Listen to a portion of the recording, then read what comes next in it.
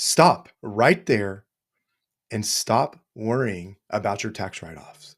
Every December is the exact same thing. Made profits, things are looking good for your business, and the CPA makes a call. Hey, have you considered your tax write-off? You're gonna have a pretty big tax bill. What are you gonna do about it? And they're doing that in good faith. They're wanting to make sure you know what's coming up, but that gets translated to the business owner of I need to go spend money so I don't have to pay taxes. We use it to justify laptops, vehicles, new gear, new equipment, whatever that potentially looks like. You even have vendors that will come with you with that approach. It's deductible, you tell yourself. You convince yourself that it's a smart decision. Today, I'm going to show you why tax write-offs are actually a secret trap for entrepreneurs and business owners, training cash, flexibility, and training your brain to prioritize taxes over strategy. And then I'm going to give you at the end 4 simple filters or questions to ask as you think through your spend during this season. Every year, I have conversations with clients where they ask the question, should I spend this money on the new office equipment, on the new vehicle, on the new laptops, financing or spending that out of cash and feeling like you're being smart and strategic and savvy, only to then hear from different people or sometimes the same people that aren't my clients where they spent that money and they're wondering why cash is tight in Q1. The math doesn't math with tax write-offs. It is not free money. You spend 10, 20, 30, even hundreds of thousands of dollars to save on taxes when your effective tax rate is 30% or 20%. And so you spend 10,000 real dollars to save $3,000 on taxes, you're still spending $7,000. People hear that and they say, well, yeah, but I got a 30% discount. That 30% discount is not a discount because there's still real money going out the door. And the consequences are long and wide. So today, we're going to talk about the 7 consequences that I see time and time again when it comes to this mindset of tax planning. The first consequence is you're still spending money. Money is still going out the door. It's that $7,000 that you're spending, you're saving the 3. Well, 7, really 10 actually went out the door. You're only saving 3 and you're spending 10 to get there. Even if it's not cash, even if it's debt, you're still added expense, you've still added debt, and you've still reduced your flexibility, resiliency. The write-off is never free. It just makes the consequences easier to ignore. It distracts you from those consequences. Along that lines, it creates future cash crunches. I've seen it more than once where people spent money in December to get the tax savings and then collections slow, business slows, and end of Q1, they're wondering why, on top of having a tax bill, their business is running out of cash. They have a liquidity crisis. You spend all year being disciplined, tracking your funds. I've seen people, we put together 13-week cash flows. We're tracking their cash in and out. We're building that buffer that we said we want to build, only to go away because of one bad decision during tax time. You're paying money, but you still have the interest expense when we talk about the debt cycle. And that interest expense increases long-term cost over time. You then also are making commitments into the future. Those commitments have real consequences, again, of reducing your flexibility. You only have a certain amount of debt that you can take on. And by taking on that debt for a tax saving today, you may reduce or restrict your ability to make a better decision in the future. You may have wasted borrowing power on something that doesn't move your primary goal forward. The other, number 4, you're speeding up the replacement cycle. Buying early to get that saving often means you're replacing things before they were at the point of needing replacement. You are replacing a vehicle every 3 or 4 years that would need to be replaced every 5.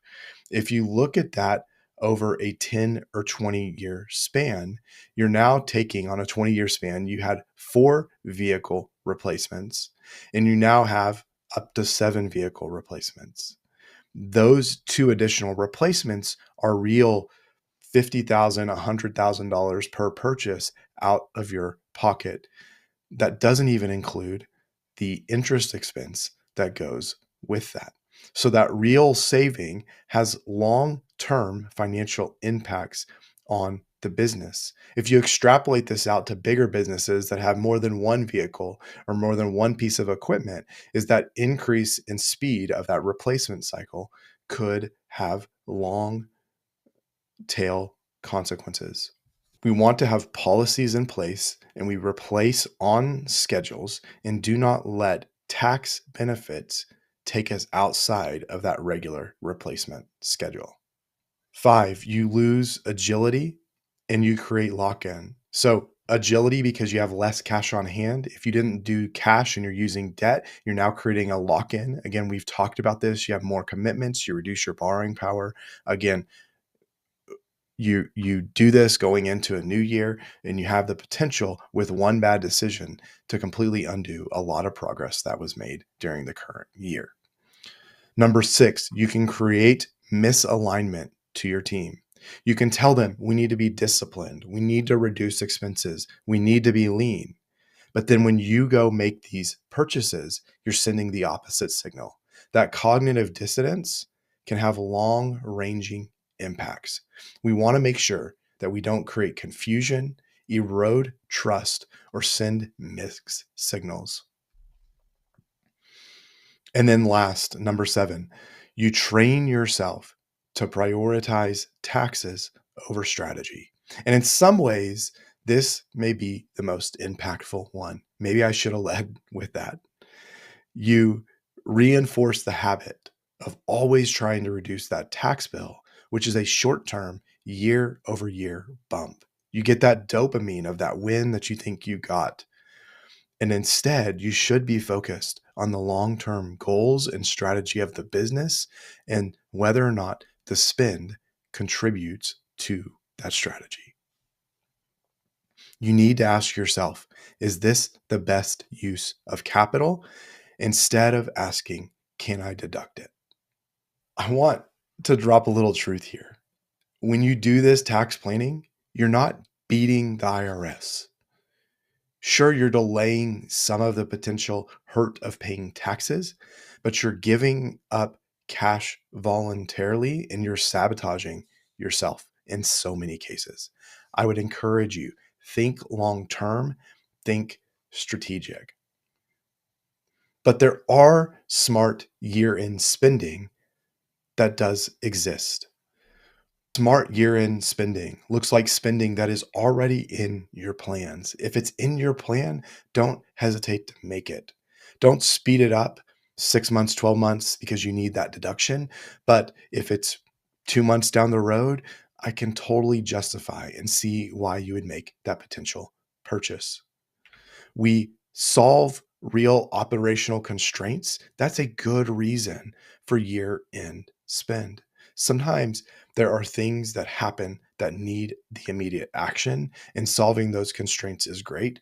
Don't shy away from the spend because of that. If it improves capacity, reduces long-term costs, or improves resilience, again, as long as it's part of your plan, there's nothing wrong with that spend. If it can be paid for in cash without stressing liquidity, then you have that flexibility. That is a sign that you're in a good financial position and that you might be able to make that spend without putting stress on the business. And then last, if it's moving the timing of the payment, but not the usage cycle. I've seen this too many times where you purchase something in December that you're going to purchase in June. And reality is, over time, that increases the speed of the replacement cycle. Where we can spend is, say, for example, insurance that renews in March. If we were to prepay that insurance in December, we're not changing the cycle of that renewal in March. We're just paying that in advance. So when payments don't speed up your cycles, that's a good example of when that spend is okay. Again, as long as you know all the cash implications that go with that. Again, it's okay to try and defer taxes, but deferring taxes or that deduction shouldn't be the driver of the business. So think about it in terms of these. Was it in my capital plan or my budget? Does it increase capacity, reduce real costs, or improve resilience? Would I still do it if the deduction was removed? And will this decision unnecessarily restrict my options in the future? If you can give truthful answers to those 4 questions and still justify the spend, then you're likely okay to make that spend. The IRS doesn't care why you spent the money. And if you spend your whole business life trying to avoid the tax bill from the IRS, you're going to end up very poor, because that means that you're making no profits. Outside of real estate and the deductions that come from long-term assets, you're eventually going to show profits in your business if your business is doing well. And that is something to be celebrated, not something to hate because of the potential tax bill. So the next time someone says it's deductible, take a breath, grab your filter and your questions, and make sure that you're not trading strategy for a smaller tax bill. Thanks for watching, and best of luck with the rest of this year and 2026.